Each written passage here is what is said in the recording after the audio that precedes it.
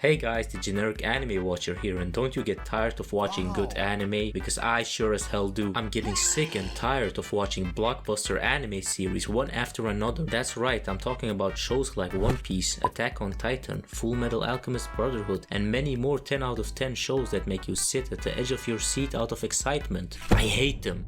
All I'm trying to say is that we need to balance out the amount of good anime with anime that are bleh. Otherwise the equilibrium of good and bad will destabilize and we will all die. At least that's what Jeff told me. This is Jeff, by the way. Aside from the fact that he bites, he's a pretty cool guy. As I was saying, there's this balance that shouldn't be overpowered by either forces of entertainment. The reason as to why is pretty simple. For there to be anime that you can enjoy, there's a need for anime that'll bore the hell out of you. I mean, compared to the characters I'm going to talk about, Midoriya is freaking X-Man. That's what The Promised Neverland did amazingly. People have this weird assumption that Cloverworks butchered The Promised Neverland with their last season, but I think otherwise. What are you talking about? That's right, I'm even doubling down by saying that they saved the anime with the last season. I mean, how else would we appreciate the previous two seasons? In the grand scheme of things, this was nothing more than a beautiful chess move if you ask me. Hats off, Cloverworks, hats off. As a tribute to all of the horrendous anime in existence,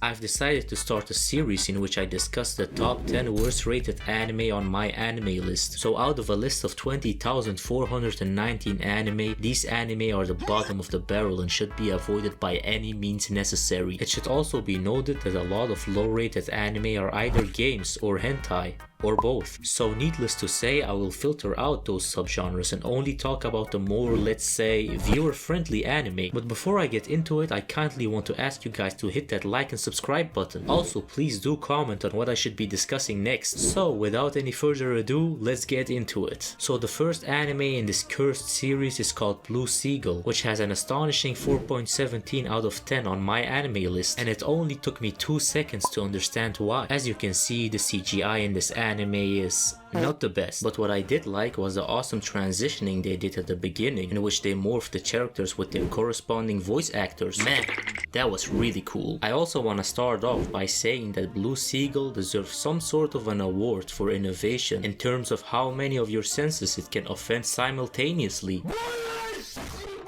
The only thing that could make the show any worse was if you could be able to smell the anime, because it would probably smell like fermented shit and piss. And probably puke. And that's not because of the animation or CGI, because I'm a man who can look past that. I'm, for example, up to date with the newest 7 Deadly Sins. I didn't enjoy it, but I gave it a chance, god damn it. So I was ready to give the show a chance, until I heard the voice acting. Go to hell, yellow! Man, having seen the morphing sequences, I really thought the voice acting would be amazing.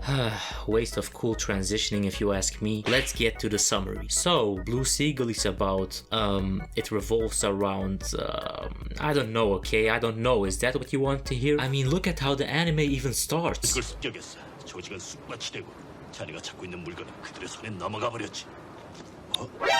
And get ready, because the entire anime is this way. The majority of what I picked up from this movie was based off of context clues and summaries, because just about everything they say is incoherent due to bad translation. But what I hate the most are these god-awful transitions that you have to see all the freaking time. Why? Why? I kinda get the idea that the producers are either proud of their 3D animation or they're sadistic monsters who get off by the sheer idea that people have to watch it. And by people I mean me. Because as an anime reviewer, I feel like I have an obligation to warn you guys about the hazards of this anime, so you guys don't have to watch it. And let me tell you, there were times that I almost quit. I'm not proud of it, but it happened. So yeah, the anime is about, holy shit, what the frick is with this guy's neck? Oh, yeah, there it is. So the anime takes place during the Chosen Dynasty. Just pretend like you know when that is. And grave robbers have apparently stolen a precious sword from Korea. As a result, a brave young man who goes by the name of Hale decides to go on an adventure to get it back. I'm also pretty proud of myself because I didn't make fun of the name Hale. First he went to Japan, and once there he found out that the head of the grave robbers was killed by the mafia, who also stole the sword and took it back to America. Once again his journey continued and he had to travel to the country of hopes and dreams, more specifically New York, aka Rat City. Take me out to dinner. Hey, yo!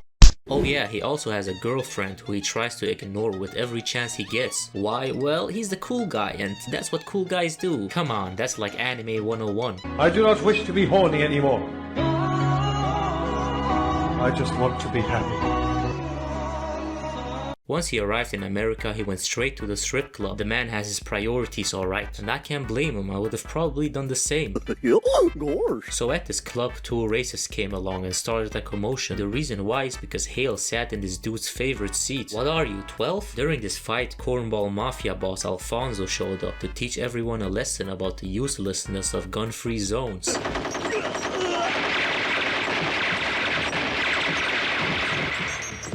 After having killed two people, Alfonso couldn't help but give Hale some sort of cryptic advice that even Sherlock Holmes wouldn't be able to decipher. Hey, that's racist. I think the attempts of racism that were displayed in the anime were pathetic to say the least and even made me speechless a couple of times.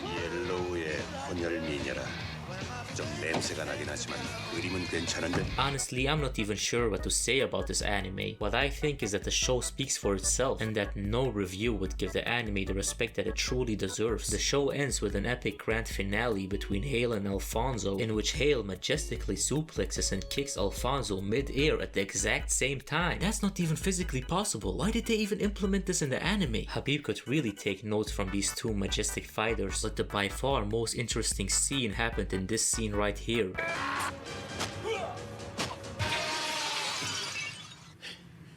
이젠 알았나? 진정한 실력과 행운의 차이를? What? It just transitioned to another three-dimensional car scene. Why? What should I say more, you guys? The animation is trash, the voice acting is trash, the plot progression is scrambled like some eggs, and characters are frequently jumping from one place to another. The one thing that I did like was the ending, which was pretty wholesome. They basically showed how hard the company worked during the production of this movie, and it honestly made me feel bad for making this review. I really wanted to like the anime. I mean, look at the environment they were working in, it's horrible. They even got posters plastered on every inch of wall that was present, like this movie would be the next big thing. So yeah, let me know what you guys think and if you enjoyed it, because I didn't.